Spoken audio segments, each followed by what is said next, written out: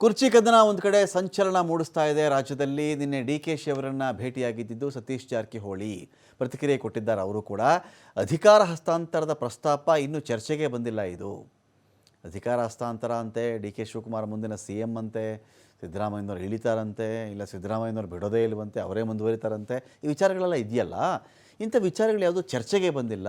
ಡಿ.ಕೆ.ಶಿ ಅವರಿಗೂ ಅವ್ರಿಗೇನು ಅವಕಾಶ ಸಿಗಬೇಕೋ ಸಿಕ್ಕೇ ಸಿಗುತ್ತೆ, ಅದು ಬಂದೇ ಬರುತ್ತೆ ಅವ್ರಿಗೆ ಒಂದು ಅವಕಾಶ. ಸತೀಶ್ ಜಾರಕಿಹೊಳಿ ಭೇಟಿ ವಿಚಾರಕ್ಕೆ ಸಂಬಂಧಪಟ್ಟಂತೆ ಡಿ.ಕೆ.ಶಿ ಕೂಡ ಪ್ರತಿಕ್ರಿಯೆ ಕೊಟ್ಟಿದ್ದಾರೆ. ನೋಡಿ, ಪಕ್ಷವನ್ನು ಅಧಿಕಾರಕ್ಕೆ ತರೋದಕ್ಕೆ ಎಲ್ಲರೂ ದುಡಿದಿದ್ದಾರೆ, ಅದನ್ನು ಉಳಿಸಿಕೊಂಡು ಹೋಗಬೇಕು, ಆ ದೃಷ್ಟಿಯಿಂದ ಭೇಟಿ ಮಾಡಿದ್ದೀವಿ ಅಂತ ಒಂದು ಕಡೆ ಡಿ.ಕೆ. ಶಿವಕುಮಾರ್ ಕೂಡ ಹೇಳಿದ್ದಾರೆ. ಸಿದ್ದರಾಮಯ್ಯ ಇಲ್ಲದ ಕಾಂಗ್ರೆಸ್ ಕಷ್ಟ, ಸಿದ್ದರಾಮಯ್ಯ ಅಕಸ್ಮಾತ್ ಪಕ್ಷದಲ್ಲಿ ಇಲ್ಲ ಅಂತ ಹೇಳಿದ್ರೆ, ಮುಖ್ಯಮಂತ್ರಿ ಹುದ್ದೆಯಲ್ಲಿ ಇಲ್ಲ ಅಂತ ಹೇಳಿದ್ರೆ ಕಾಂಗ್ರೆಸ್ಗೆ ಬಹಳ ಕಷ್ಟ ಆಗುತ್ತೆ ಅನ್ನೋ ವಿಚಾರ ಇದೆಯಲ್ಲ. ಯಾರೋ ಒಬ್ಬರಿಂದ ಪಕ್ಷ ಇಲ್ಲ ರೀ, ಯಾರೋ ಒಬ್ಬರು ನಂಬ್ಕೊಂಡು ಪಕ್ಷ ಇರಲ್ಲ. ಹಿಂದೆ ಕೂಡ ಅಷ್ಟೇ, ಸಿದ್ದರಾಮಯ್ಯನವರು ಬರೋಕ್ಕೆ ಮುಂಚೆನೂ ಪಕ್ಷ ಇತ್ತು, ನಂತರವೂ ಇರುತ್ತೆ. ಒಬ್ಬರಿಂದ ಪಕ್ಷ ಆ ಥರ ಇರೋಕ್ಕೆ ಸಾಧ್ಯ ಇಲ್ಲ. ಪ್ರಿಯಾಂಕ್ ಖರ್ಗೆ ಹೇಳ್ತಾರೆ, ಅವ್ರಿಗಿಂತ ಮುಂಚೆ ಕಾಂಗ್ರೆಸ್ ಇತ್ತು ಅಂತ ಪ್ರಿಯಾಂಕ್ ಖರ್ಗೆ ಮಾತಾಡ್ತಾರೆ. ಚಿಕ್ಕಮಗಳೂರಲ್ಲಿ ಪರಿಷತ್ ಸದಸ್ಯ ಬಿ.ಕೆ. ಹರಿಪ್ರಸಾದ್ ಕೂಡ ಪ್ರತಿಕ್ರಿಯೆ ಕೊಟ್ಟಿದ್ದಾರೆ. ಸಿ.ಎಂ ಆಯ್ಕೆ ಮಾಡಿರೋದು CLP ಸಭೆ, ಏನೇ ಇದ್ದರೂ ಅಲ್ಲೇ ಆಗಬೇಕದು. ವ್ಯಾಪಾರ ಅಂತ ನಾನು ಒಪ್ಪಲ್ಲ. 5 ಜನರ ಮಧ್ಯೆ ಮಾತಾಗಿರಬಹುದು, ಆಗಿದ್ದರೆ ತೀರ್ಮಾನ ಆಗಿದೆ ಅಂತ ನಾವು ಹೇಳಬಹುದಾಗಿತ್ತು.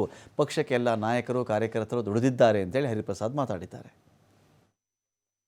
ಇನ್ನೂ ನಮ್ಮ ಪಾರ್ಟಿ ಹಂತಲ್ಲಿ ಚರ್ಚೆ ಇಲ್ಲ, ಯಾವುದೋ ಆ ರೀತಿ ಬದಲಾವಣೆ ಚರ್ಚೆ ಇಲ್ಲೇ ಇಲ್ಲ.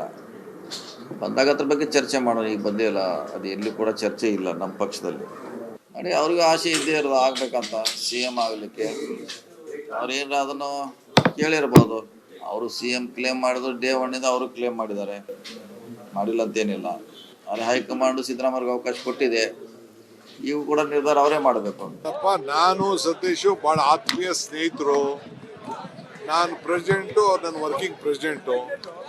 ಇಬ್ಬರಿಗೂ ಬಾಂಧವ್ಯ ಚೆನ್ನಾಗಿದೆ, ಇಬ್ರು ಜೊತೆಗೆ ಚೆನ್ನಾಗಿ ಕೆಲಸ ಮಾಡಿದೀವಿ. ಈಗೂ ಒಟ್ಟಿಗೆ ಅವರು ಚೆನ್ನಾಗಿ ಮಂತ್ರಿಯಾಗಿ ಕೆಲಸ ಮಾಡ್ತಾ ಇದ್ದಾರೆ.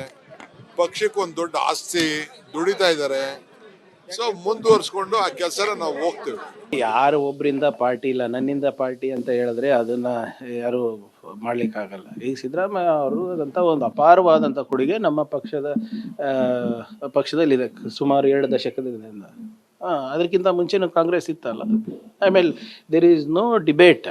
ಇವಾಗ ಸಿದ್ದರಾಮಯ್ಯ ಸಾಹೇಬ್ರ ಅವ್ರದ್ದಾದಂಥ ಒಂದು ಛಾಪು ಇಡೀ ರಾಜ್ಯದ ಎಲ್ಲ ಸಮಾಜದ ಜನರ ಮೇಲೂ ಇದೆ.